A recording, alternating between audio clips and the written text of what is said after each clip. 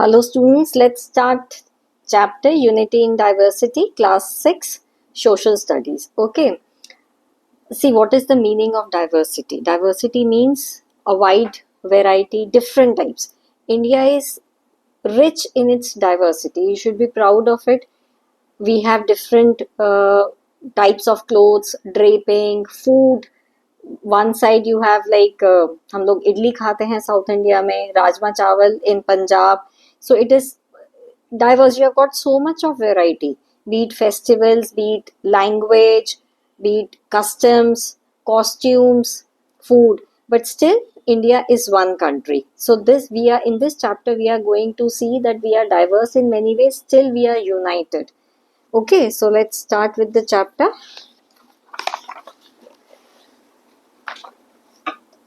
See, in this it is shown that India, how did we come to know? See, I'll directly go to the questions. I'm not reading line by line. So, see, one question is this: who conducted a survey to find out about the communities in India? Anthropological Survey of India. What was the name of the project? People of India Project. What did they find out? 4,635 communities, 325 languages, using 25 scripts. Okay, so in this page we have this question. Now we are going to read about the diversity where of few of the topics which are given regarding the diversity. First is food. Now what happens is, see, in this map what has been given is that people in eastern side mainly eat rice, right? And the type of rice is different. Here basmati rice is there. Here we have Sona Masuri rice. Similarly, we have the variety of dal also which is present. Millets is food grain which is present. Mainly it is on the western part in Rajasthan, it is mainly consumed. So we have so much of different varieties. Here it is given that food grains, but still are we united? So see, if the question is like this, though India has a variety of food items, are we still united? Answer would be yes. Despite of being diverse, India is still united. Number one, there are cereals which are staple grains which are consumed by all the people of India. For example, rice, wheat. See, the form in which we are consuming might be different. Right, so the variety of rice might be different, but still people are consuming rice. Everywhere you go, you can find rice. Right. Second is pulses are also consumed by all the people of India. There are basic spices like turmeric, uh, cumin. They are also consumed by all the people of India. Similarly, vegetables like chilies, tomatoes, you will be finding that it is consumed everywhere. So in this way, despite of being different variety, we are still united with each other. So this is the answer to the question that how food make us united. Okay. So this is a type of, see, it is given here, turmeric, cumin, cardamom, ginger. It is used throughout the country. So see, try to understand how a question can be framed from this topic. So the first topic, which is food, the only question is how can you say that India has diversity in food? So if it comes for diversity, you write 2 points that yes, the variety is different, the cooking style is different, recipes are different. If the region to region, like in Bengal, we have fish with rice, but in case of if I go to Punjab, I will say chole chawal. Right. So still they are different, but still they are eating rice. The type of variety would also be different, but still we are united by the points which I said. Now we come to the second part of the chapter, which is textile and clothing. Now here it has been explained. This is a stone relief of a woman in sari from Vaishali, which is present today in Bihar. See, sari was a unstitched fabric which was used since ancient times, and we have come to know that through what through archaeological sites. See, this question comes: how do you come to know that sari was used in ancient India? First, stone relief of women in a sari from Vaishali has been found. which goes back a few centuries. It is today it is in Bihar, Vaishali, right? So in this way we came to know that yes, sari was even used in ancient times. Now how are we connected through this? Again the same, how are we united? The draping style might be different. The fabric used in sari might be different. It may be of cotton, silk or synthetic material. But there are saris are worn by everyone. Almost in all the states, sari is worn. So this is how we are connected and united with each other. Now in case of fabric, there was a very famous fabric called chintz. It was a printed fabric which had floral patterns, which was very famous.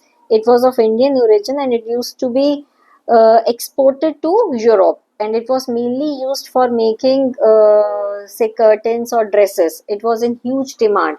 See, it is given here. So it was then banned in Europe. Why? This comes as a one mark question. Why chintz was banned? Because to protect their own products. Now, what does that mean? To protect their own products, they were banned. See, if a material from India was in so much demand in Europe, so the European material will definitely will have less sale. So European countries decided that if everybody started liking Indian products of this chains, so our sale or our products will not be sold. So in order to protect their products, so England and France decided to ban the import of chintz from India. This question comes as one mark question. Okay. Now in this figure, see there are pictures given that in India sari has many uses beyond that of a dress, right? See the picture. See, they can make in the form of a swing where a small child is sleeping. Then to collect grains, it has been used for catching fish, for acting as a support when you carry heavy objects, say water, to cover in case of excessive heat, and the lady is lying on the floor on the grass and using it as a cushion below the head. So these are many uses where uses of sari other than the dress. Okay, then we come to the next topic, which is the festivals and festival galore. See, India is a land of festivals. We have got huge number of festivals. Especially here, it has been given of harvest festival. Now, in and around January, it has been seen that harvest festival is celebrated throughout the country. Again, how are we diverse? Because it is celebrated in their own way with different names. For example, Makar Sankranti celebrated, say, in Madhya Pradesh. Then you have Posh Sankranti in West Bengal, Uttarayan in Gujarat, right? So Lodi in Punjab. So there are different names have been given. Why they are celebrated in and around January 14? They are celebrated because India is an agricultural country. More than 85%, 75 to 85% of the population is dependent on agriculture. So when there is a bountiful harvest, they celebrate by thanking Mother Nature and Surya God. There are various forms of celebrating, so that is why harvest festival is celebrated all over India. Understood? This is the answer. Now see, they are asking another question here. Are there any festivals which are common in October, November? See, in north, like we have Diwali, we have Durga Puja in West Bengal. So there are certain festivals which represent the victory of good over evil, right? So they are also connected. So uh, the way of celebration might be different, but the underlying theme is the same, right? So mainly the question comes is that of the harvest festival, because India being an agricultural land. Now we come to our literature part. First we come to this line. Panchtantra is, everybody must have read Panchtantra, right? So it is an example of collection of stories which has become many. What does that mean? Now you will write the answer like this, that Panchtantra The originals, it was written in Sanskrit, 2200 years old. The stories have been adapted in almost every Indian language. They have also traveled beyond India to Asia, Arab world and Europe. There are 200 adaptations of Panchtantra in more than 50 languages. So in this way, one collection has turned to many. Okay, so this is the answer. The point is that, see, if I am reading Panchtantra, say in Hindi, somewhere else in another state, they have that local language in which it will be translated. Right, so they have 50 languages. So every child, I think, in India must have read the stories or seen the stories of Panchtantra, which are very, very inspiring. They have moral values also. Right, so in this way, are we connected? Yes, we are connected with the same stories, but the language might be different, or the way of telling the story might be different, but it's the same story. So in this way, we are connected with each other. Similarly, we have the epics, Ramayana and Mahabharata. See, what had happened was that it is said that the Lord Ram and Pandavas, they had traveled almost everywhere in India.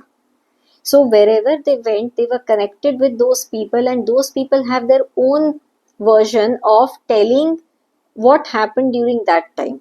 So in this way, we all are connected through these two epics. So, like especially it was said that the Pandavas, they were when they traveled, they met many tribal communities. So those tribal communities, they tell the story uh, in their own way, and they connect them, and in this way they have many versions. See, here it is given tribal communities like Bhils, Gonds, the Mundas, and many more. So, most tribes of India's northeast and Himalayan regions, including Kashmir, have their own version of one or the other of the two epics or both. So, here, what is the question now? Now, the question, the question will be, how are the epics they connected and make the feeling of unity amongst Indians. So in this, the epics, they are told in local languages. They are connected even with the tribal people. You are going to write these examples. So they have their own way of telling the story. And then these lines you have to write: the heroes of Ramayana and Mahabharata visited the tribes' respective regions. Okay.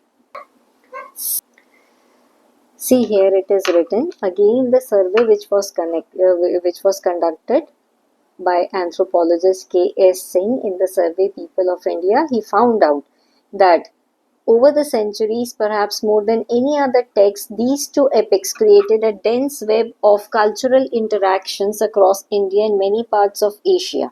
So this is also an example of unity in diversity, because we are connected through these epics also. Right.